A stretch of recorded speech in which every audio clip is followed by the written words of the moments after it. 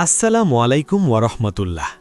কল্পনা করুন সেই ভয়াবহ সময়ের কথা যখন সূর্য মাথার একদম কাছে চলে আসবে, চারদিকে শুধু হাহাকার আর আর্তনাদ। পিপাসায় মানুষের কলিজা ফেটে যাবে। সবাই সেদিন একজনেরই করুণা খুঁজবে, তিনি হলেন মহান আল্লাহ তাআলা। কিন্তু আপনি কি জানেন, সেই কঠিনতম দিনে আল্লাহ তাআলা কিছু মানুষের দিকে ফিরেও তাকাবেন না, তাদের সাথে কথা বলবেন না এবং তাদেরকে পবিত্রও করবেন না, বরং তাদের জন্য অপেক্ষা করছে যন্ত্রণাদায়ক শাস্তি। এটি কোনো সাধারণ কথা নয়, এটি আমাদের প্রিয় নবী রাসূল সাল্লাল্লাহু আলাইহি ওয়াসাল্লামের পক্ষ থেকে এক ভয়াবহ সতর্কবার্তা।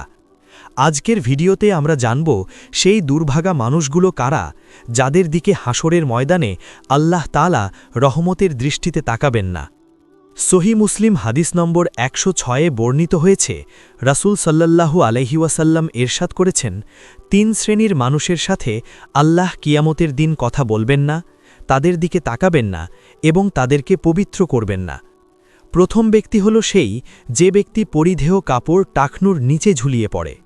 বর্তমান যুগে এটি একটি ফ্যাশনে পরিণত হয়েছে, কিন্তু মনে রাখবেন, অহংকারবশত পুরুষদের জন্য টাকনুর নিচে কাপড় পরা কবিরা গুনাহ।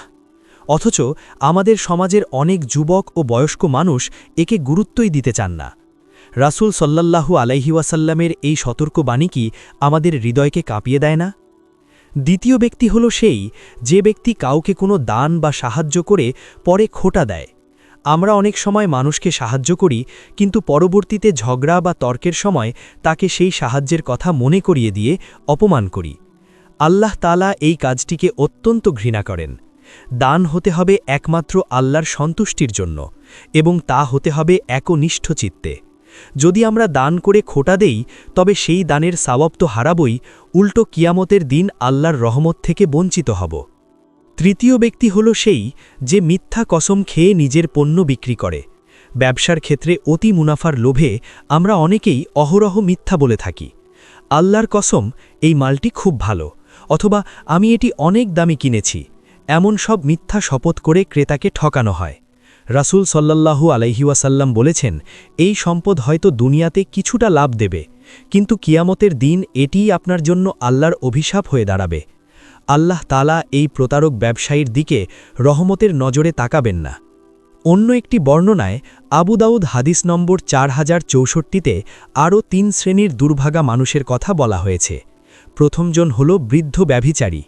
যৌবনে মানুষ গুনাহ করতে পারে, কিন্তু বার্ধক্যে পৌঁছেও যখন কেউ জেনায় লিপ্ত হয়, তখন বুঝতে হবে তার অন্তরে আল্লাহর ভয় বিন্দুমাত্র নেই। দ্বিতীয়জন হল মিথ্যাবাদী শাসক, যার হাতে ক্ষমতা থাকা সত্ত্বেও সে প্রজাদের সাথে মিথ্যা বলে এবং প্রতারণা করে। আর তৃতীয়জন হল অহংকারী দরিদ্র, যার অহংকার করার মতো পার্থিব কিছু নেই, তবুও সে মানুষের সাথে দাম্ভিক আচরণ করে। হে ঈমানদার ভাই ও বোনেরা, একবার বুক হাত দিয়ে ভাবুন তো, যদি মহান রব আমাদের থেকে মুখ ফিরিয়ে নেন, তবে আমাদের আশ্রয় কোথায় হবে? কিয়ামতের সেই ভয়াবহ গরমে যখন কোনো ছায়া থাকবে না, তখন একমাত্র আল্লাহর রহমতের ছায়াই হবে বাঁচার উপায়। আমরা কি সামান্য দুনিয়াবী স্বার্থের জন্য সেই মহান নিয়ামত হারাতে চাই? আমাদের উচিত এখনই তওবা করা। যদি আমাদের মধ্যে এই স্বভাবগুলো থাকে, তবে আজই তা ত্যাগ করতে হবে। মাফ চাইতে হবে সেই দয়াময় প্রভুর কাছে। আল্লাহ যেন আমাদের সেই দুর্ভাগা দলে অন্তর্ভুক্ত না করেন। আমিন। আপনারা যারা এই ভিডিওটি দেখছেন, তারা আজই শপথ করুন যে আমরা আর কখনো টাকনুর নিচে কাপড় পরব না, কাউকে দান করে খোঁটা দেব না এবং ব্যবসায়িক কাজে মিথ্যার আশ্রয় নেব না। আল্লাহ তাআলা আমাদের সবাইকে ক্ষমা করুন এবং কিয়ামতের দিন তার রহমতের চাদরে আবৃত করে রাখুন। আল্লাহুম্মা ইন্নী আসআলুকাল আফওয়া ওয়াল আফিয়াতা ফিদ দুনিয়া ওয়াল আখিরাতি।